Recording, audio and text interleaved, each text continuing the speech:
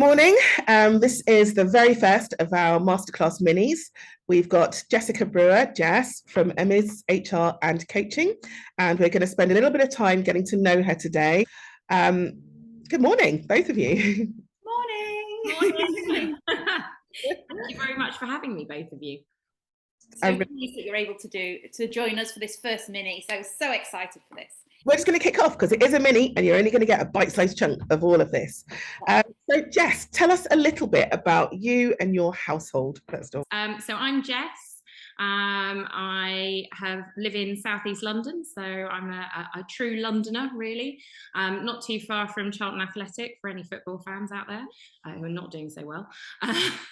I've got two daughters, Amelia and Isabel, hence the name Emmys. So they're kind of my purpose, my focus, and kind of the ethos, I suppose, behind what I do, which is kind of help people be really good employers and make the workplace more inclusive and open so that we can all thrive together. Love it. How did you start out in HR and why? Yeah, so I didn't start in HR. I was in media for about 10 years. I worked in a property marketing business and was sort of about 27, running a team of people for a very large international property company, doing all of their advertising, setting and selling and all sorts. And the property crisis hit, obviously off the back of the financial crisis. So having gone from being very successful and it all working, we went through redundancy processes. There was a lack of synergy between some of the businesses that had been acquired at the time of the business that I was working for. And while I was fortunate not to lose my job, I did get redeployed into a different department where I then worked for someone who I don't think by their own intentions, but did basically make my life pretty miserable for about a year. And there was this person was quite senior within the business. There wasn't an HR department, there was nowhere to go. And it was a pretty rubbish time. And so that really was the inspiration behind getting into HR. So I always say that HR is a bit of a game of two halves in some ways. So there is obviously the compliance side that lots of people know and has a very bad reputation because it's, bit computer says no. But there's also the side that ultimately is about people. And now it tends to get rebranded as people and culture. So you see a lot of people and culture managers within large businesses. But I think actually, looking after your people is so important. So it's really important to give them the skill set to lead and manage and be their best. It's important to have some of that compliance element to support them, but also to make it accessible, make it the right language. It means something for your business. And that starts from when you first hiring your contractors, how do you work with those people? How do you lead as business owners? We don't necessarily know. It's not necessarily something we've done. And, you have to have difficult conversations sometimes, and that's quite hard.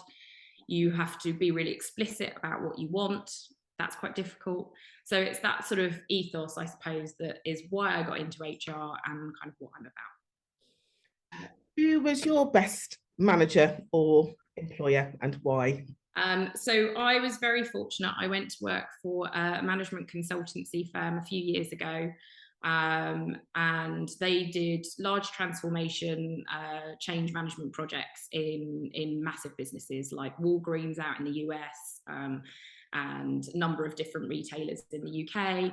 And I worked for their chief of staff, and I would say that job changed my life, and she changed my life. She gave me, I think I'd done things very instinctively.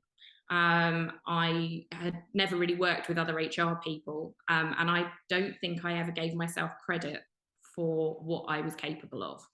And she had a real coaching style of management. It was all about kind of empowering me to play on my strengths. And actually, we had a real ethos of giving feedback and the gift of feedback. And that was life-changing. Before that, I think I would have always really shied away from asking anybody for feedback, but also from kind of actually recognizing that people are going to think what they think of you regardless. And actually, if they offer you feedback, you don't have to accept it, but then you have information, you have knowledge about what they think. But Natalie, she absolutely changed my life, because she gave me confidence and the gift of feedback.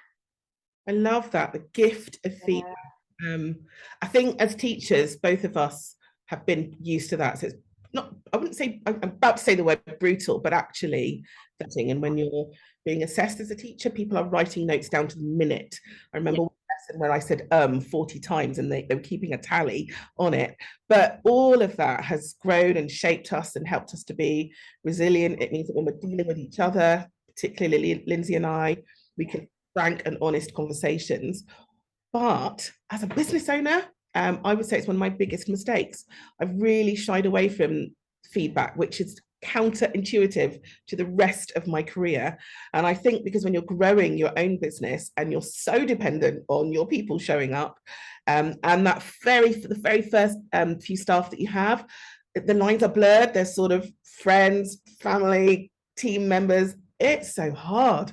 It's so hard. So certainly with child number 2 and 3, they're going to see a different Daniel. It can be difficult as well if you've had that experience of feedback being very kind of the minutiae.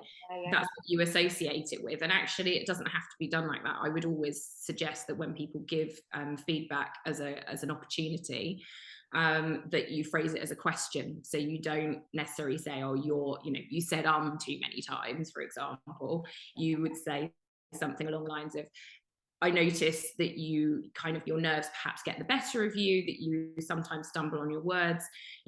How would you how do you think you could move forward from that? Or, what do you think, you might want to do to change that? Or, so it's actually a conversation. I think it is. It's about being constructive, isn't it? And positive, and that language in the way that you speak with all of this feedback. It's so important. And I think you've already touched on kind of the next question again, that you said, HR, from my side of things, my business is not at this stage where we are moving into needing HR. So my understanding of HR is kind of policy, boring, maternity restrictions, paperwork in on this time, all that kind of HR stuff. But then obviously you have gone into this people and culture and that side of things. So my question is, what does HR actually mean and do? And why do I need it in my business when I grow to that point? I mean, it's one of those things. Most often, as an HR consultant, you get called in when there's a problem. And, I'd much rather be in a situation where you start off positively working with someone, and actually you start from the ground up and you work with them, you work on their skills, because none of us are complete. We all have things that we're not so good at and so strong at. The reality of it is that we have our own imposter syndrome. We've got our own things that we are quite personal to why things get in the way and why we don't do things. And actually that's where the coaching can really help, because you can sort of blend some of that learning and, okay, what is going on for you? Why is it difficult to have that conversation? There's also the element of recruitment. So I'm very passionate about values within businesses. I think they're the lifeblood, and especially as you bring people into your team, it's not just about what someone does, because it's not about a tick list of I've done all the things. It's also about how you do them. So are you, living the values of the business, and what does that look like? It's not just, oh, we've got some words on a page, but how do we build that into feedback? How do we build that into recruitment, so that you're actually looking for those things when you're bringing people in, and then there's a commonality between the language that you're using for each other. Another thing you quite often see people doing is they bring people into the business, and I know, Antoinette, you sort of touched on that a little bit earlier. You bring people into the business that are like you, or their family, or their friends. And actually, sometimes that's counterintuitive. You've already got you in the business. You actually need something else. And that sometimes can be a clash, and then it's how do you have that language and how do you have that communication with each other? So it's also about assessing what your business needs and what suits you and strengths and that sort of thing. Wow, it's so wide, isn't it? In terms of what HR is, as you're saying, that coaching element with it as well is so important in that business growth and setting up those foundations really, really well for when you are ready to grow and move forward. Appraisals and things like that, would you help with that kind of? Okay, interesting. Yes. So I tend to appraisal, it depends on the business. Yeah. So, and I'll probably be shot down by other HR people. I tend to think if you're going to have an annual appraisal and do it in that very regimented kind of what I would say old-fashioned way of doing it, okay, then you really want to attach that to some meaning. So, you know, that's because you're having an annual pay review or you're having an annual bonus or something like that. And then it's a measure and that has value. Actually, what you really want to be having is regular coaching conversations. So that's about how do you understand, you know, so it's not necessarily an appraisal that might then have an appraisal that comes into it, but it is really about that values piece. So, you know, how giving people feedback, understanding what they want out of their career, you know, asking the questions, because the truth of it is, especially in small businesses, there isn't necessarily places for people to rise. What are the most common challenges that the businesses you support find or come across? I think it's very difficult for founder-run businesses sometimes with that communication piece. So it's our baby, right? Yeah. We live and breathe it. It's everything to us. Even the most dedicated employees, it's not the same. They can't read your mind. They have other things going on in their world. And I think it really is that communication piece that is so hard. And it really is about really centering yourself, understanding what it is that you need and taking that time to reflect, which I know you both did last week, to kind of be able to then articulate that to your team and the people around you. That's hugely important. I think it definitely opened my eyes and my mind to what HR is, more than just the paperwork side of things and the legality side of things that I need to have in place. But maybe I was thinking a business coach way, but actually maybe I don't need the business coach. Maybe the HR and the coaching in that sort of way would be a timely thing to do. So lots of things to think about. What is your professional superpower? Cutting through the crap, I think. I am very fortunate that I have grown up with an entrepreneurial family. My grandfather ran his own pie and mash shop, which is still in Camden, Castle's Pie and Mash. My father runs his own accountancy business. My husband runs his own shipping business. I am surrounded. I really resisted for quite a long time, actually, running my own because I was around all these people that do it, and I know how hard it is, and I know kind of the difficulties. But I also see it for, you know, I've worked in small businesses as an employee for a long time. So I've also kind of managed that kind of, yes, but this is where the employees are and this is where you are, and how do we kind of shuffle that? It's just kind of bringing people together, connecting, creating that common language, but also sometimes having that difficult conversation with the boss, which is, you know, actually it's not the same for them, and you need to remember that. We asked Lizzie, our third wheel in our peer mentoring group, to kick us off with surprise questions. So for those of you that are listening, there will always be a question that our guest has not heard of, not been primed for, and just has to answer on the spot. And then Jessica will leave us with a question for our next Masterclass Mini guest as well. So Lindsay's probably going to get a little across because you can see now I'm on the get the varifocals on, Antoinette. Oh, I think I'm going to go for this. Is a Jaffa cake a cake or a biscuit? Oh, a biscuit.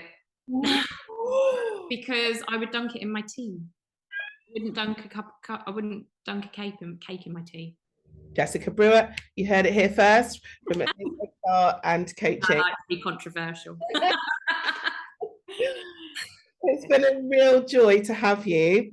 And what we would love is for you to actually be able to come back and do a full masterclass that's interactive, where we have other people as part of this space asking you questions on your wealth of HR knowledge and your refreshing take on people, culture, and policy, and all the things that create a really sustainable working environment and business.